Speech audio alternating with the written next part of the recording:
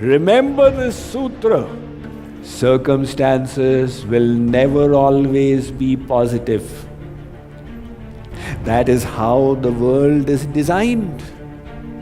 It is planned out as the university of hard knocks. There are times when life tests us, when difficult circumstances come to us. The question is, how will you choose to respond at that time?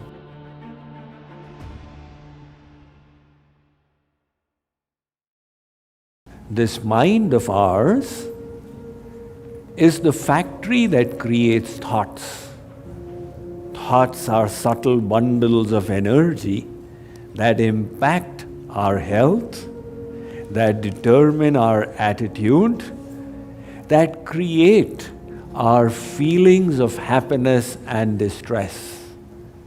So, to be happy, to do better work, and to become better people, we must harbor better thoughts, which requires the purification of the mind. Hence, the need for mind management.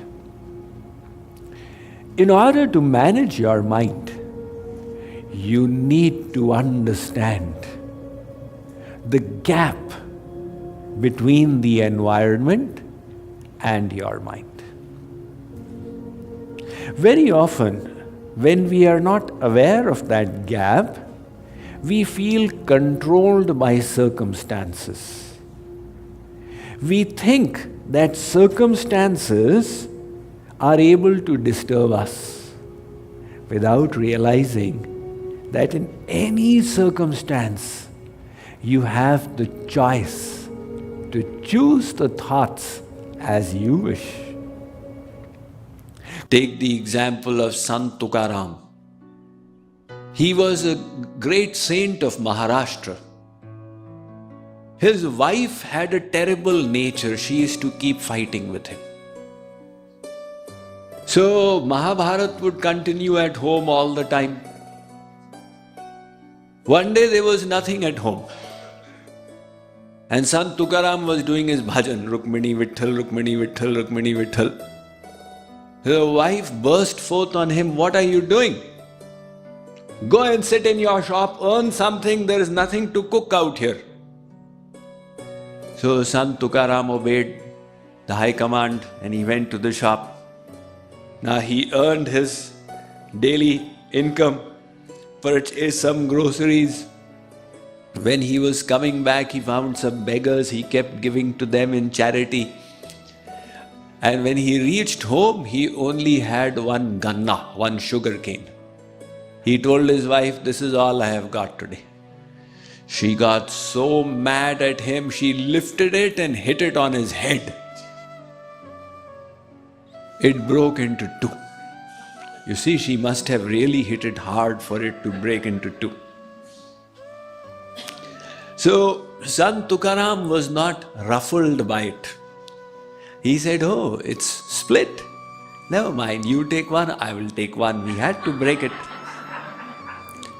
And then he went into his puja room and he said, "Oh, Rukmini Vitthal, you are so kind, so merciful. You have given me such a wife that I can never become attached to this world." You see, this is the positive nature. The positive nature is that I should not let the disturbance come into my mind. The external disturbances, see in them a blessing. Everything is happening for the good. So he is seeing in that situation the blessing of God. Consider this example. Suppose your boss asked you to report in his office at 8 a.m.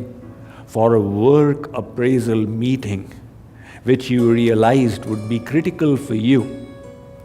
And you at night before going to sleep, set the alarm at 6:30 to wake up in time and get yourself in the proper zone before you report to your boss. But in the morning, the alarm refused to go off, and by the time you woke up, it was 7:15. Now that got you disturbed. When you rushed to the restroom, your spouse had already occupied it. You had to wait 10 minutes before you got your chance. Finally, when you had done your daily ablutions and you went to your garage for the vehicle, the fuel tank was empty because your child had emptied it without telling you. Now, by the time you refueled it and came to the road, you were already late. And then you got stuck in a rubberneck traffic jam. When you arrived in your boss's office, it was not 8 a.m., it was 9:25 a.m. And your boss gave you a piece of his mind in no uncertain tones, which really threw you off. And after the meeting, you were in a really bad mood. So this bad mood that you experienced, who was responsible for it? Was it the boss who shouted at you? Or was it the people on the roadside who caused the rubberneck traffic jam? Or was it your child who emptied your fuel tank? Or the spouse who kept the restroom occupied? Or the alarm clock which refused to ring? Ultimately, who is the culprit? The answer, I am sure you have guessed, is none of these. These are just external circumstances. The circumstances may be whatever. Your mood is always a choice that you make. And in any circumstance, you can choose to be happy.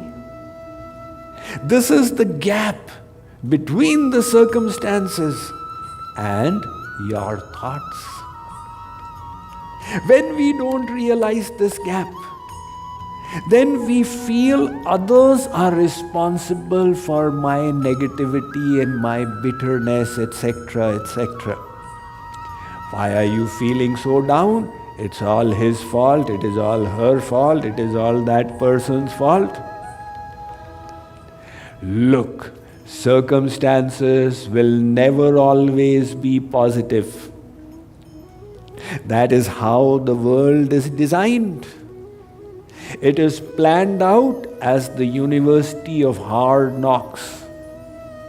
So difficult circumstances will always come your way. The question is, how do you choose to think when this happens? There is a beautiful expression of this presented by a person called Viktor Frankl. He was a Jew in Austria, and he was a practicing psychologist. However, when World War II broke out and the Nazis were rounding up the Jews and throwing them in concentration camps, Viktor Frankl, along with his family members and his brothers' families, all got thrown into the camps. He was separated from his wife and daughters and came to know later on they had died. He describes the horrors in the worst of those concentration camps, Auschwitz. He says they would make us live without clothes. They would whip us. They would make us do the worst menial work. We would not know whether we'd stay alive in the morning or not. And yet, in the midst of those circumstances, he realized he had one freedom that nobody could snatch from him. the freedom to choose his thoughts. So he decided to exercise it and to be happy. He could be seen smiling or even laughing, and he was obviously cheerful. The guards looked at him and said, "Why are you so happy?" He would say, "My choice." He continued to live through that ordeal while so many people there died. He said, "This secret I will share with the whole world when this is over." And finally, when he was released, he went to live in Israel and he wrote his book, The Search for Man's Meaning in Life. He says there are times when life tests us, when difficult circumstances come to us. The question is, how will you choose to respond at that time? He was awarded accolades in all the 5 continents. His book was translated around the world, and he was a living example that no matter how difficult situations may become, you are free to be happy. It's the choice that you make. And that choice exists because of the gap between the circumstances and your mind. Take a look at the saints in this world. Surdas, Tulsidas, Mirabai, Tukaram, Narsi Mehta, did they have an easy life? Of course not. They were socially oppressed. Many of them were exceedingly poor. They had family difficulties or physical handicaps. And yet they chose to always harbor loving and positive thoughts. But unfortunately, the vast majority of humankind does not understand that there is a gap between situations and the choice of thoughts that we make. And without this awareness, they become like slot machines. A slot machine? What kind of an analogy is that? Yes, because a slot machine doesn't respond, it reacts. You put a penny in it, it will react. Likewise, you behave like this, they will react. You behave like that, they will react. Whereas those who are mature, they say, we will not react, we will respond. Situations may become difficult. Life can serve us with lemons. But when it does, whether you wish to become bitter about it or to make a lemonade out of it, is the choice that you are responsible for. So we are responsible for our own thoughts. What is responsibility? The ability to respond. Those who don't understand this are the reactive people. They don't feel they are responsible for their moods or their thoughts, and that's why they indulge in the blame game. You ask them, why are you so upset? Are Swamiji, my Nanad behaved with me like this, why will I not be upset? Why are you so down? My boss scolded me, I have to be down, I don't have a choice. Why are you such and such kind of a person? That is the way I am. It's not my responsibility. Somehow, destiny or God or somebody has made me like this. That is the way I am. Whereas the proactive person will say, yes, whether I am good or I am bad, it is my responsibility. I made choices along the line which resulted in where I have reached today.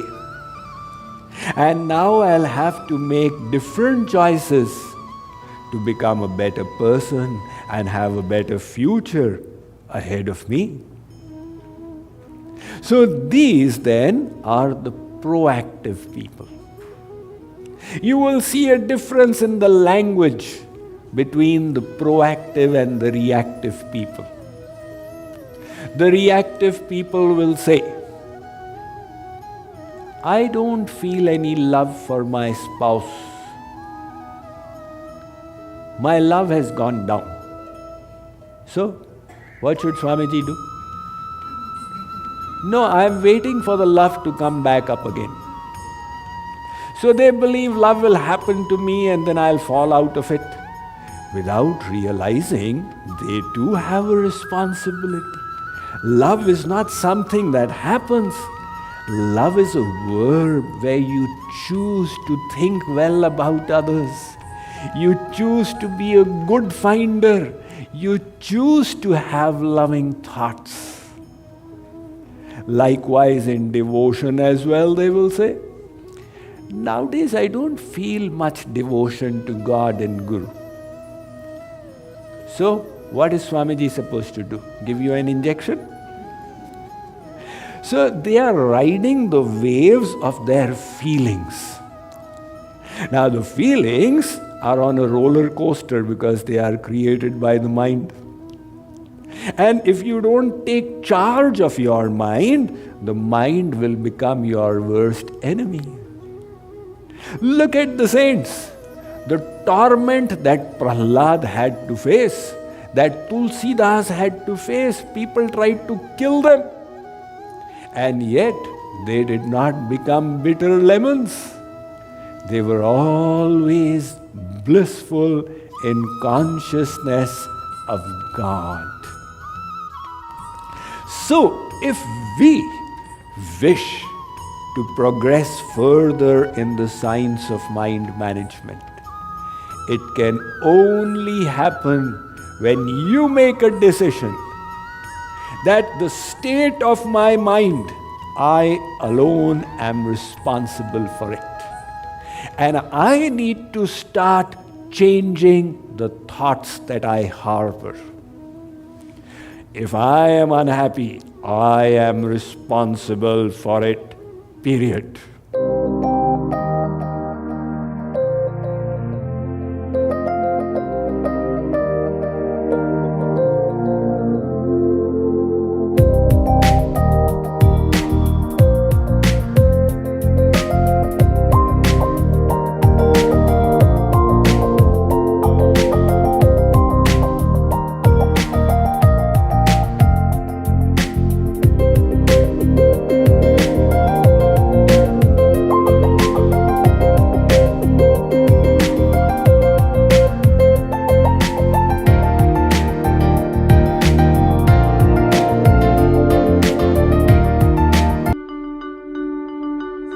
I just have one word for my experience of this retreat, and it's priceless.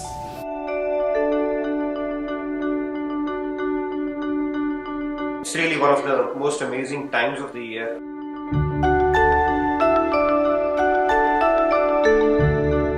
Such an unforgettable experience. I felt like I'm in heaven. Swamiji's lectures were way par excellence. He makes his sermons, discourses so simple.